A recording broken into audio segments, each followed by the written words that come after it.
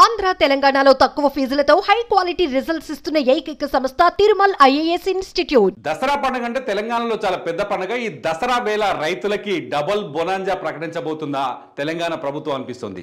నిన్న ఒక నిర్ణయం చూసాం.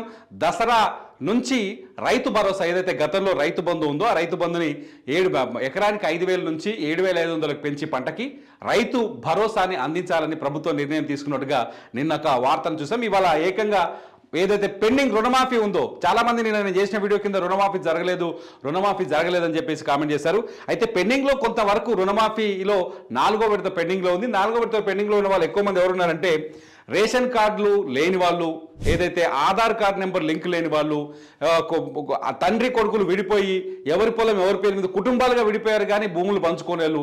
ఇటువంటి చాలా మందికి రుణమాఫీ టెక్నికల్ సమస్యలు ఉన్న చాలా మందికి రుణమాఫీ జరగదు. అట్లా 5,54,000 మంది, మొత్తం ఎంతమంది ఉన్నట్టు 5,54,000 మంది అట్టున్నట్టుగా తెలుస్తోంది.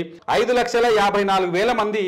ఈ 5,54,000 మందిలో 4,25,000 మందికి ఈ దసరా పండుగ లోపు రుణమాఫీ చేయాలని ప్రభుత్వం నిర్ణయించక తెలుస్తుంది. ఎందుకు ఈ 4,25,000 మందికి చేస్తూ మిగతా వాళ్ళకి ఎంత చేయట్లేదు అంటే ఎవరైతే కరెక్షన్స్ ఉన్నాయో ఈ కరెక్షన్లో ఉన్న వాళ్ళు ఫ్యామిలీ గ్రూపింగ్ ప్రక్రియ ఉంది, లేకపోతే బ్యాంకుల్లో సమస్యలు ఉన్నాయి. ఇవి అన్నీ ఇప్పటికే ఏఈఓలు ఊర్ల వెంట అంటే ఇళ్ళ వెంట తిరుగుతూ ఏఈఓలు ఏం చేస్తున్నారంటే డీటెయిల్స్ సేకరిస్తారు, వాళ్ళ సెల్ఫీలు తీసుకొని యాప్లో అప్లోడ్ చేస్తూ ఉన్నారు. ఈ రుణమాఫీ యాప్ ఒకటి క్రియేట్ చేశారు, ఆ యాప్లో అప్లోడ్ చేస్తున్నారు. వాళ్ళకి క్లారిటీ ఇప్పటికే దాదాపు 3,10,000 మందికి పైగా ఈ క్లారిటీ వచ్చేటట్టు తెలుస్తుంది ఫ్యామిలీ గ్రూప్లో. అట్లా ఏది ఫ్యామిలీ గ్రూపింగ్లో అంటే ఏరుబడ్డ వాళ్ళు ఉంటారు కదా, తండ్రి కొడుకు, తండ్రి దగ్గర నుంచి తండ్రి మీద కొంత భూమి ఉంటుంది, కొడుకు మీద కొంత భూమి ఉంటుంది. నిన్నటిదాకా కలిసి ఒక లోన్ తీసుకొని ఉంటారు.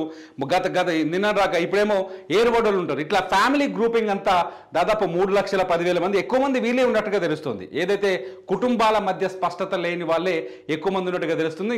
భార్య మీద బ్యాంకులో లోన్ ఉంటుంది, భర్త మీద బ్యాంకులో లోన్ ఉంటుంది.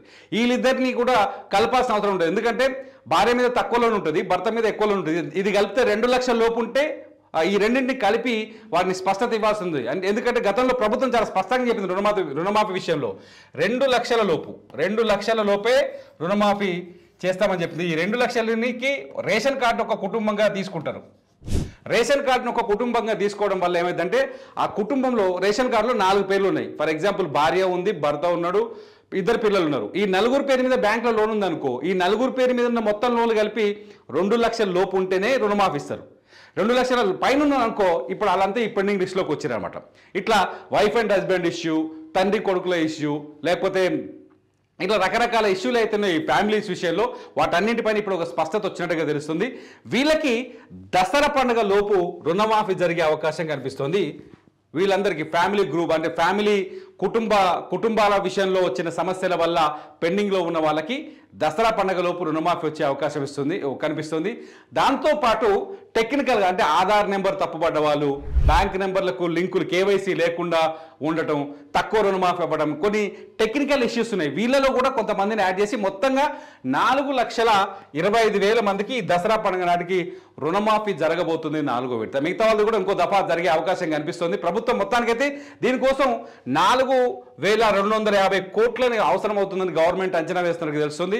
ఇప్పటికే ఆగస్టు 15 నాటికి 22 లక్షల పైచిలుకు రైతులకి రుణమాఫీ చేశామని ప్రభుత్వం చెప్తుంది. అందుకోసం 17,934 కోట్లని ఇప్పటికే రైతుల ఖాతాల్లో జమ చేశామని చెప్తోంది ప్రభుత్వం. అయితే రుణమాఫీ పైన ప్రతిపక్షానికి అధికార పక్షానికి మధ్య అనేక వాదోపవాదాలు ఉన్నాయి. ఇవన్నీ పక్కన పెడితే ఎవరైతే అర్హులైన రైతులు ఉన్నారో వాళ్ళందరికీ రుణమాఫీ కావాలని మనం కోరుకుంటాం. కాబట్టి వచ్చే దసరా నాటికి మాత్రం 4,25,000 మందికి రుణమాఫీ జరుగుతాయనే క్లారిటీ మాత్రం ఇప్పటికీ ఇవాటికి ప్రభుత్వం ఇస్తున్నట్టుగా తెలుస్తోంది.